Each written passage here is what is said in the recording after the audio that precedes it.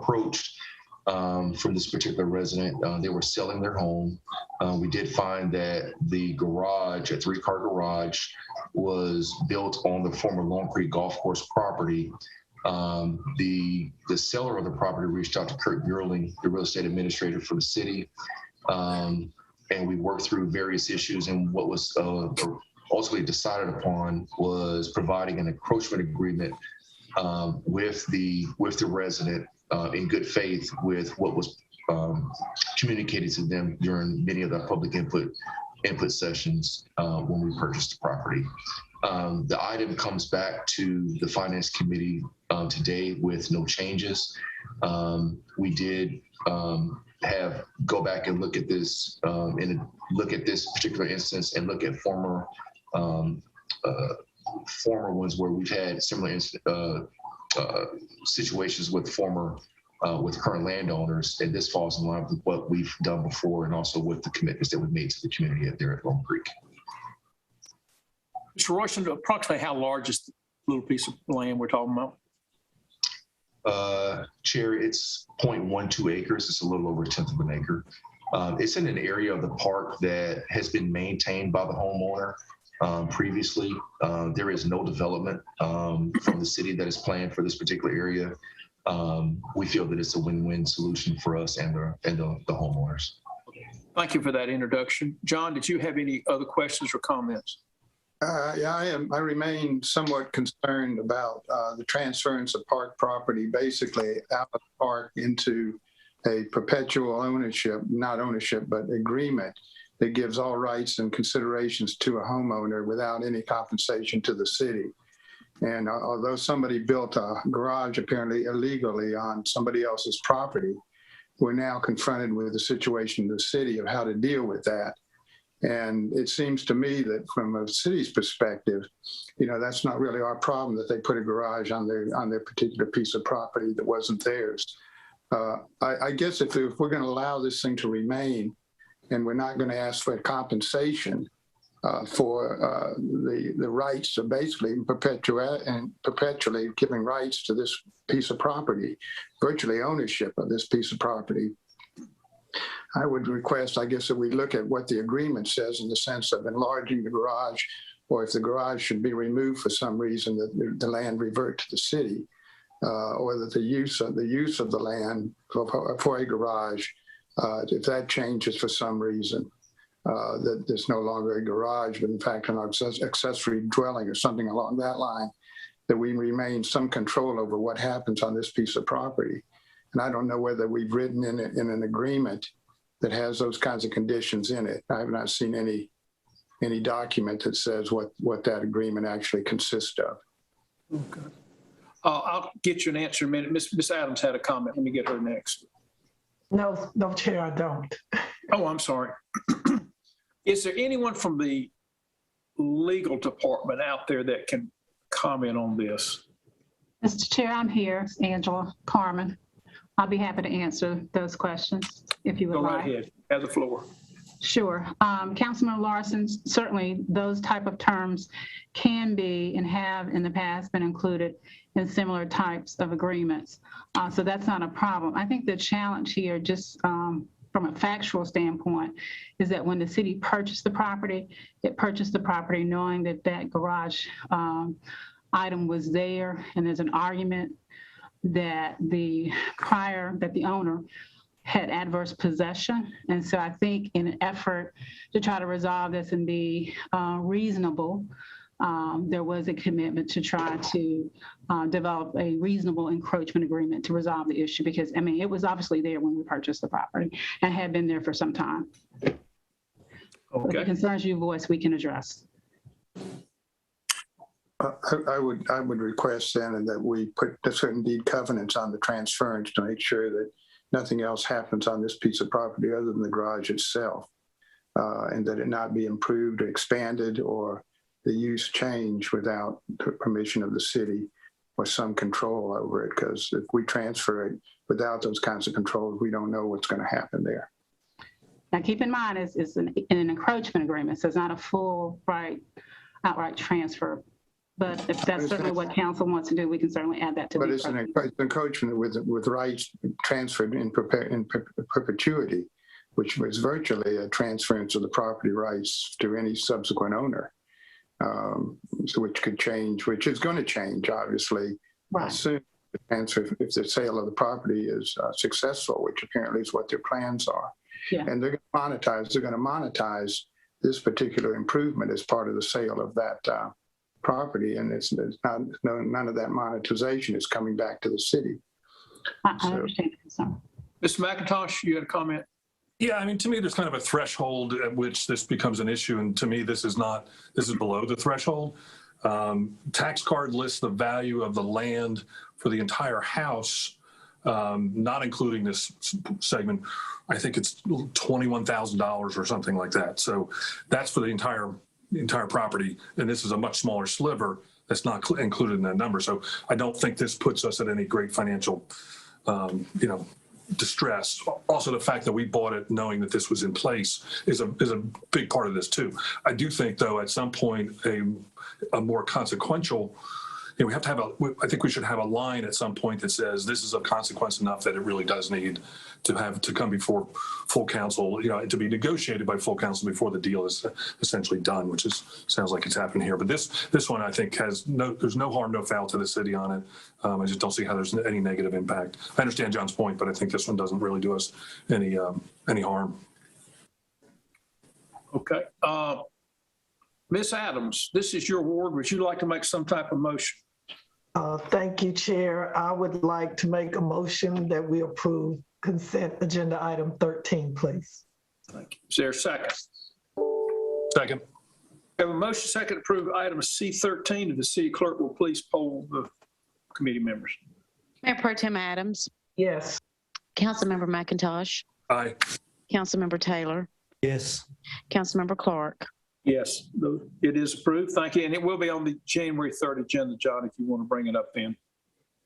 Thank you. We have two general agenda items, G1 and G2. If the city clerk will please read G1. Item G1, information on financial statement audit and the annual comprehensive financial report. Kelly Latham, I saw you out there somewhere. Would you like to comment on this? Yes. Good afternoon, Chair Clark, Mayor Joins, Mayor Pro Tem Adams, and City Council. This item is the annual presentation of the city's financial report and audit. One thing to note this year is the name change on the report. The report is now called the Annual Comprehensive Financial Report.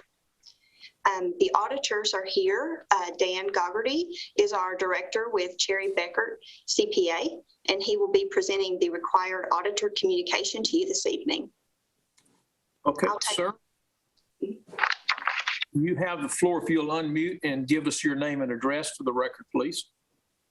Sure. Name is Daniel Goggerty, director at Cherry Becker. Thank you, sir. Please continue. And what I have here for you today is a short presentation just to discuss the audit results overall, as well as some information that the Local Government Commission has required that we present to the board in open session on an annual basis. So I'll just go straight into the actual presentation itself. I always like to just remind everyone of our role as the external auditor before we get into the actual results. Our role is to provide an audit in accordance with generally accepted auditing standards. We also performed our audit in accordance with government auditing standards. That's all in which to provide and express an opinion. Our opinion is based on the audit work that we perform to obtain reasonable assurance that the financial statements are free from material misstatement.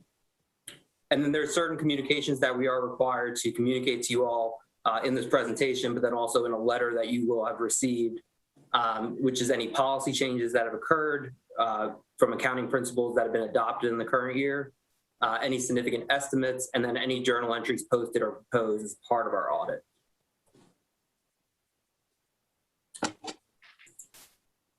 From a results standpoint, we are giving 4 opinions throughout the audit of the city. The first of which is on the financial statements themselves. Second is on internal controls or financial reporting, also known as the Yellow Book audit, or also known as government auditing standards. And then we give two separate opinions, one on your federal funding that we audit under a single audit, and one under your state single audit funding. In all four cases, we issued an unmodified opinion. That's also known as a clean opinion. It's the highest level opinion we can give under our standards. In terms of internal controls, we noted no issues that we consider to be a material weakness or a significant deficiency in internal controls as it relates to the financial statements or as it relates to the single audits that we performed. We did have one item that we consider to be a non-material, non-compliant single audit finding. It had to do with the filing of an annual report for the highway planning grant. Highway planning grant was one of the four major programs we tested under the federal, for federal programs this year. It was highway planning, transit authority due to the CARES Act money that was received for that funding, coronavirus relief funds, and then also the disaster relief grants as well. And then we also tested from a state perspective, the PAL bill grant. In all instances, we found no issues other than the one noted earlier about the non-material non-compliance with internal controls or compliance on any of these other programs. From the required communication, there were no policy changes. There was a new accounting standard, but it did not affect the city. For significant estimates, those estimates mainly relate to depreciation, allowance for doubtful accounts, and then your actuarial valuations for the various pension plans and other post-employment benefits that you offer the city, at the city.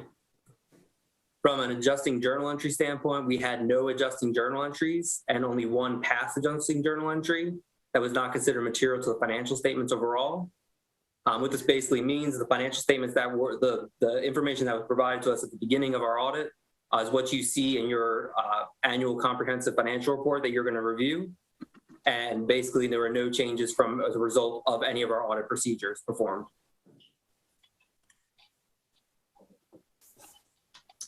So these next couple of slides, before I get into the next 2 or 3 slides here, I just want to mention to you all what's different from previous years. We weren't required in previous years to report to you unless there was something of significance or issue of findings that needed to be reported to your level.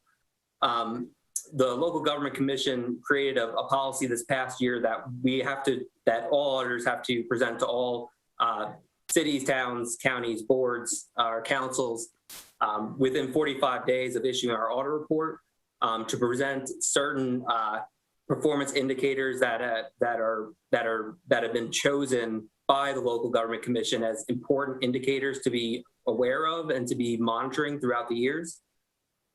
So in the next couple of slides, these are your results from those performance indicators, and you'll see there's some here that we have multiple years presented. But just speaking to you about this first one, this one is related to the general fund, and this relates to fund balance available. Now, you might be looking at this and saying 38% seems higher than what you've been reported in other cases. When you talk about the general fund, this formula specifically requires the debt service fund balance to be included in it. So that is why it's a little higher percentage than maybe you're used to seeing when you're just looking at the general fund alone. Yeah. But from a LGC threshold standpoint, you have to be above 25% to be considered healthy. And you can see here, it's only growing over the past 3 years and now to a 38% balance in 2021. For the water and sewer fund, they do a quick ratio, which is just looking at your current assets to current liabilities to be able to pay those liabilities. They just want something greater than or equal to a 1.0 ratio.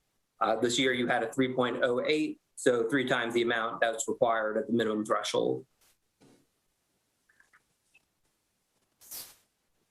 And then some other ones that basically say the same thing as you can see on the last slide, but you can see it here in a different format, is they want to have your operating net income, excluding depreciation, plus any debt principal paid to be greater than 0, which you obviously have met that with just south of $45 million in the current year. And then for unrestricted to total expenses and debt service to be at least 16%, which is roughly about 2 months worth of expenditures, and you're at 95.7%. So clearly have met all the thresholds required by the LGC. And then the last slide I have here on the LGC performance indicators is there just some other factors that they want reported to you all? Your audit was submitted by October 31st, so you were submitted within 5 months of your fiscal year end, 4 months within your fiscal year end. You just have to do it within 5 months to not be considered an issue. From a budgeted tax levy standpoint, you collected more than you had budgeted for by over about 1%. So you had no issue there. This would be if you actually collected less than what you were budgeting. You also have an effective pre-audit process to avoid any budget violations that would be pervasive in nature. And we noted no late debt service payments or any debt covenant compliance issues as a result of our audit procedures. So with that, I'll open it up. Anyone has any questions or like me to go back to any one of the slides? Any questions for the outside auditor? I do. Chair Clark? Ms. Adams, I see you. Please go ahead. Yes. Mr. Is that Gardy? Dougherty, yes. Gardy. Mr. Gardy, could you go back to the slide where you showed the fund balance for the 3 years and the 38.43%? What is the debt fund balance versus the general fund balance? What's the difference? What's the split? So you're at about 14%. If you just include the general fund balance alone, you're 14.8. If Kelly, is that the exact number? Or? Yes, the way that we calculate it within the policy, the general fund is 14.85%. Okay, so that makes us what, about 12 on the debt side? 13. The 38.43. 23%. Yeah. Yep. Okay, thank you. Ms. Saunders, I saw you out there as the Chief Financial Officer. Do you have any comments you would like to make? Thank you, Chairman Clark. I'd only like to say that the audit was completed under Kelly Latham's direction this year, and I thought it was a really good year. We had a good audit, and just say thank you to her and the staff for a successful year. Thank you. I'll throw this question out. I don't know who wants to answer it. Would somebody please define what the Local Government Commission is? That's a very important organization that most people have never heard of. Ms. Saunders, can you do that, or? Sure, I'll be glad to. Go right ahead. I will. So the Local Government Commission was created in the 30s in a response to the Depression, when many local governments in North Carolina were filing bankruptcy. So this governing body was created to oversee local governments. And, up until probably just the last couple of years, there really were just oversight. But there have been a lot of smaller local governments that have been in severe financial stress over the last, I'd say, probably 5 years. And they have had to step in and actually serve as a finance officer in some cases. But they review our financial report. They review any debt that we have to issue. So they're just a governing body for local governments in North Carolina. And I do think it's one of the reasons that North Carolina is typically very highly rated with the rating agencies, is because we do have that oversight that a lot of states do not have. Okay, and what is our current bond rating? AAA. AAA, yeah. Okay. Ms. Driver, I saw you out there also as head of our utilities division. You had 2 or 3 items in there. Is there any comments you would like to make?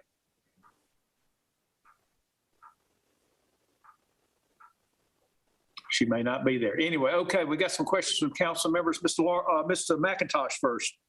Just more of a comment on Ms. Saunders' briefing there, is that I serve on the board of North Carolina League of Municipalities, and there's a division within that group that actually partners with municipalities that are having trouble, who the Local Government Commission has identified as being sort of on the ropes. And so there's a definite effort to help folks out of that and provide expertise where it can be offered. Thank you. Mr. Larson, next. John? I can't see you, so you're going to have to,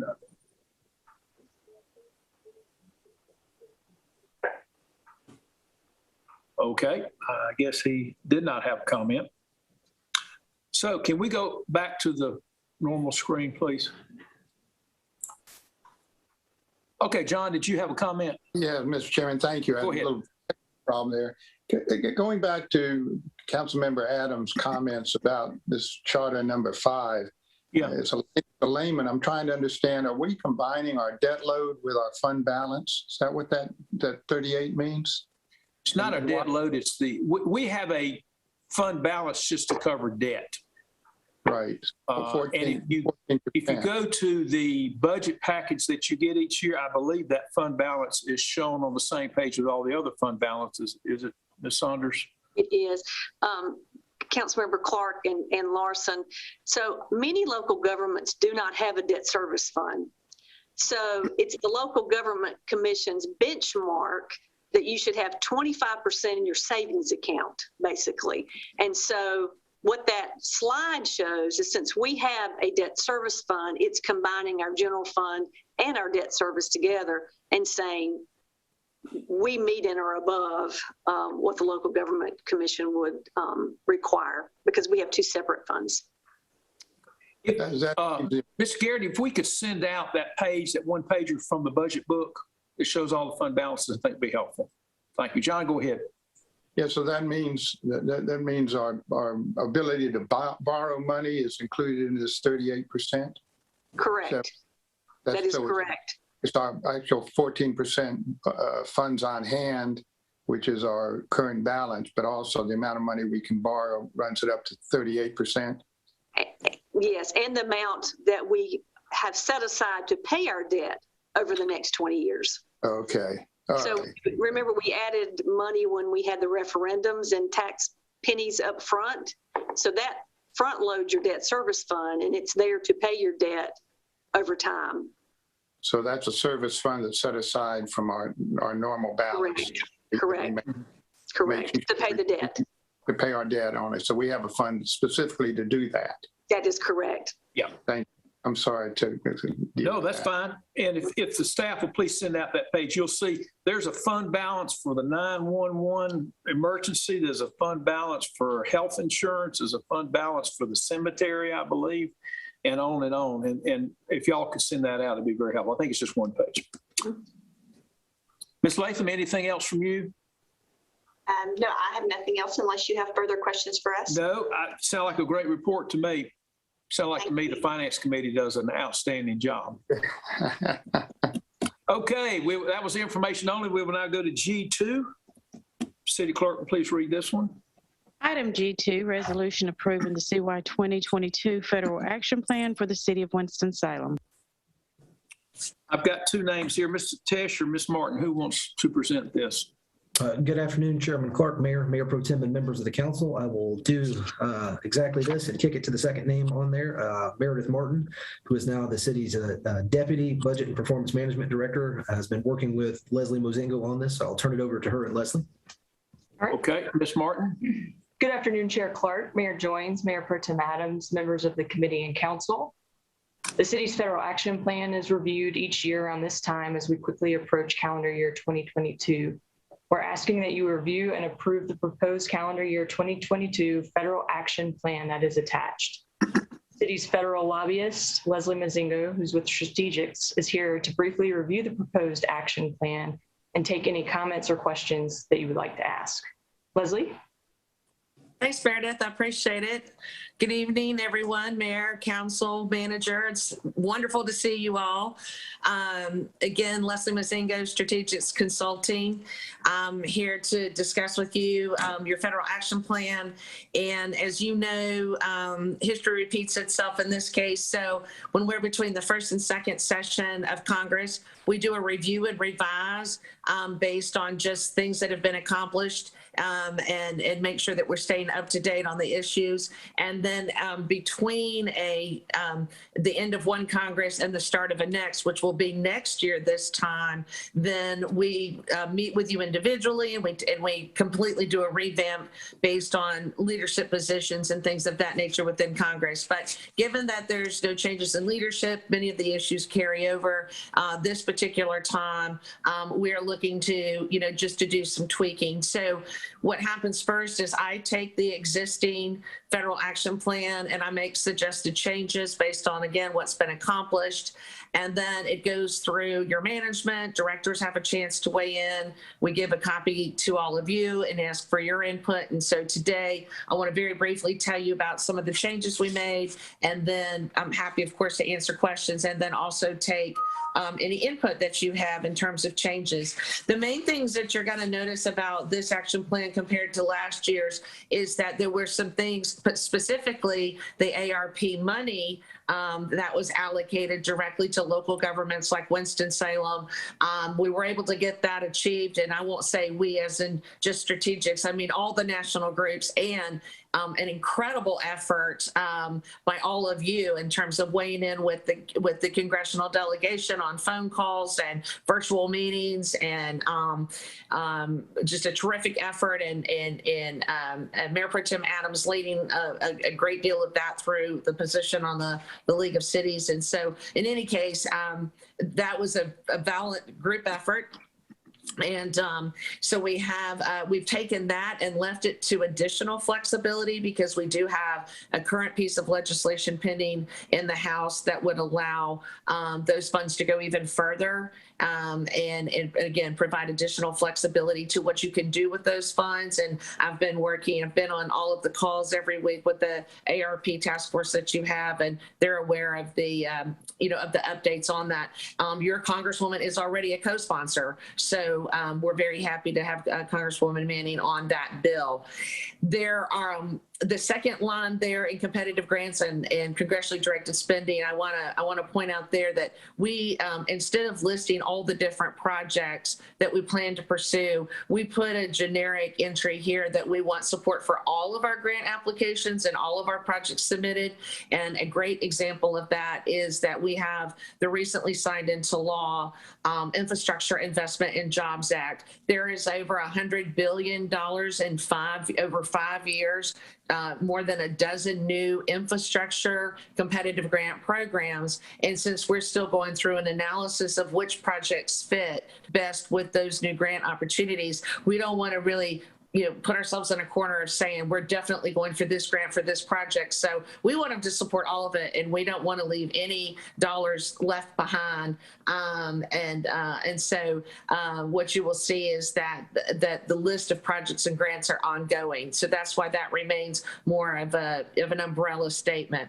And then beyond that, really the largest changes came, as you will see on the second part under on the backside there, public infrastructure. Because we have the Infrastructure and Investment Jobs Act, we don't have as many things listed out that we would like to accomplish, but instead, again, asked our members of Congress to continue supporting our efforts within that IIJA, or as the White House is now calling, his administration calls it, the Bipartisan Infrastructure Law. So I will let you know if you see IIJA or BIL, those are the same things, but this was written before that name became public. So can I ask you a question on that specifically? Sure. Yes, sir. I call it the infrastructure bill. Well, X amount of money be prorated on a per capita basis, so to speak? And if so, do we know how much money we will get from that portion of it? Second question is there money in that infrastructure bill that is competitive that we'll have to go after as well? Yes, sir. So thank you, Mr. Chairman. Great question. The first being that, yes, the formula funds that normally go through the state for surface transportation laws, those are reauthorized and funded by this bill. And so, and in some cases, we're waiting on appropriations, but they are reauthorized for the next 5 years. And I don't have that exact amount in terms of what you'll be receiving, but that is a formula base that comes through the state. I can certainly investigate that and get it brought back to council in terms of I would love to have a number there. Okay. Thank you. And the Sure, second absolutely. question, as far as competitive grants in that group. Yes, so the formula funding, by the way, I just should mention that amount has gone up. They have increased the amount of money for many of the formulas, and in particular, I call to your attention the Transportation Alternatives Program, which provides a lot in terms of active transportation, your greenways, bike ped, pathways, things of that nature. So some of the programs also saw an increase from previous years. Now, competitive grants, we have not only some of the existing competitive grants like the RAISE grant that we applied for this year, unfortunately unsuccessfully, but we're working on getting some feedback so we can apply again. But there's also more than a dozen new competitive grants in this infrastructure package. And it's worth noting again, this is not just your surface transportation reauthorization bill. This is called an infrastructure package because it includes resiliency, water and wastewater, broadband. So there's a number of things in this package that go beyond your typical surface transportation. We also don't have on here because we don't have the results of it yet, but I do want to add for your knowledge that we still have the Build Back Better Act pending in Congress. That will also have additional programs and competitive grants, and including a number of new funding opportunities for affordable housing. So there's a number of things that are still going on, and I can assure you that we are working very diligently to go after every grant possible. Okay, Mr. McIntosh had a comment at this point. Yeah, just a question for Leslie. I mean, I'm assuming, as is normally the case, that you read our minds and know kind of the things that we think are important. So this, looking at an overview of sort of the categories, I'm comfortable with this as an overview. But if I have specific items or projects or ideas, I should just email you those, right? Yes, sir. That would be absolutely fine. If you could also copy Meredith, of course.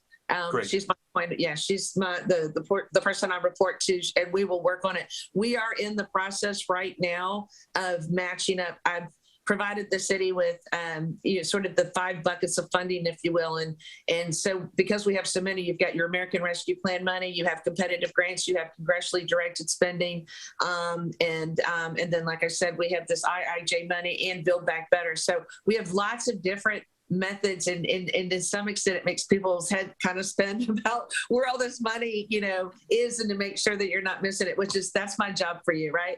Is to make sure you don't miss that. And so we're in the process right now of gathering those projects, and not only shovel ready, which we're used to hearing, but what's called shovel worthy. So there's planning dollars now that we have not seen before. These really are transformational years beyond ARP. This IIJA is over $1 trillion of new investments in infrastructure.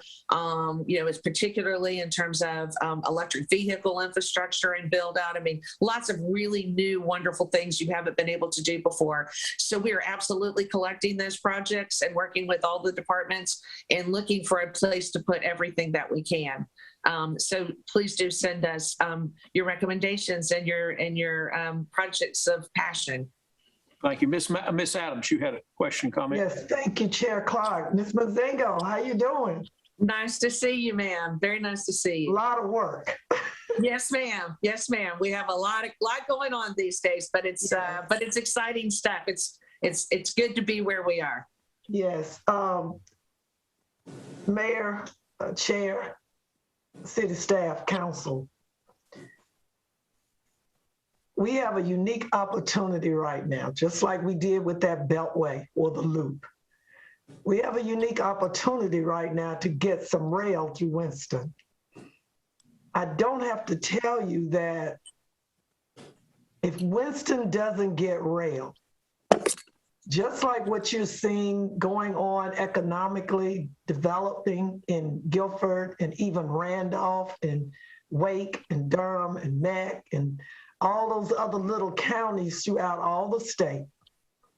If we don't push now to get rail, we know it's not going to happen this year, next year, but we have got to get the plan, commitment, money set aside, matching grants. Rail is critical to the future of Winston-Salem. Winston-Salem and Forsyth County. You can't move people and goods in the world we live in if you don't have rail. Nobody looks at you. And we have an opportunity after doing union that we now, Mayor, just like you and I and others was in Raleigh and talking with them about our Beltway 10 years ago, our loop, it's our responsibility to take that one also to the top of our priority list for the future of the citizens of Winston-Salem and Forsyth County. That's all I got to say. I need my choo-choo. Thank you. Mr. Larson. Yes, I would simply like to reiterate that that was exactly what I was going to bring up, and thank you, Dee Dee, for bringing it up. This is a window that we have to do an iconic, significant change in Winston-Salem that has lasting value. And if we can jump on it at this point in time where the money's out there in the right little pockets that we may have to mine individually to find that money, but I'm sure our staff and other people will help do that. We got a great railroad station. We've spent a lot of money down there already and lining ourselves up to have this, to receive the trains. Now we just need to make it happen. And I'm not sure what it takes to do that. I don't know financially. I don't know what kind of administrative hoops or what kind of permissions, what kind of cooperations need to be made, but we need to get on it at this point in time. And I really hope that staff will follow what Dee Dee's asking for and take this to the top of the priority list, because it is an opportunity we have, and the window won't be here in 5 years probably. Thank you. Mr. Mayor, you had a question, comment? You're muted. I don't even see you. There he is. You see me there? Oh yeah, there you go. I certainly agree with the Mayor Pro Tem and Councilmember Larson. I've looked into this a little bit, and we'll have to have a battle in two areas. One is the federal funding and the dollars.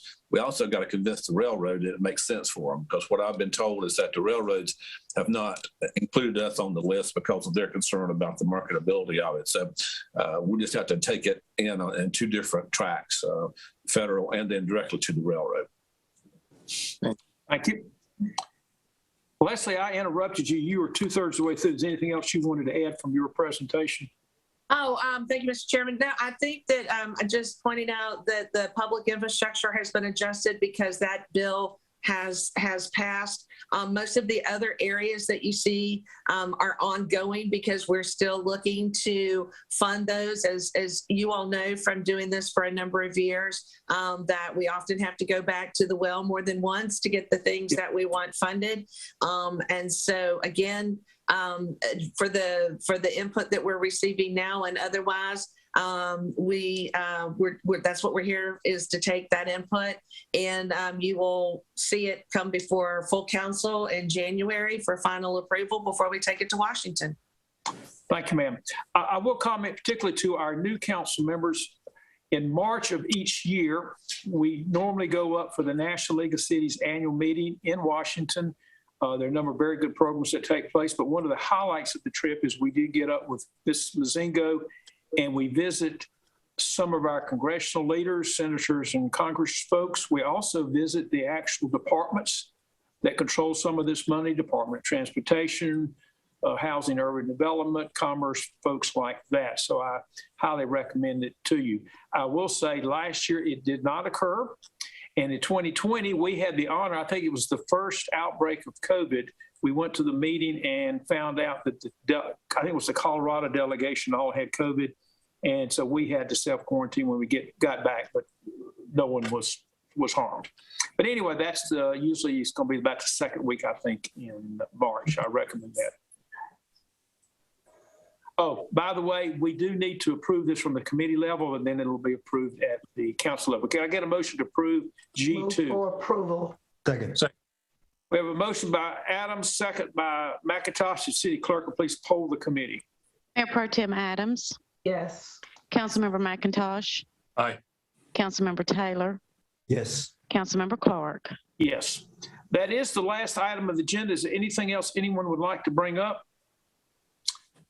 Seeing none, the Public Safety Committee will meet at 6 o'clock, which is in about 45 minutes. Mr. Taylor will be chairing that. I do want to thank everyone for a good year, another COVID year. It has been tough, but we have persevered and we have accomplished and we have moved the ball forward, which has been not easy to do, but I thank you for your efforts. And I see them, at least in our area, summed up in the city's in extremely good financial position right now, despite going through all we've been through. And as they say, I still think our best days are in front of us. With that, have a merry holiday. Goodbye. We're adjourned.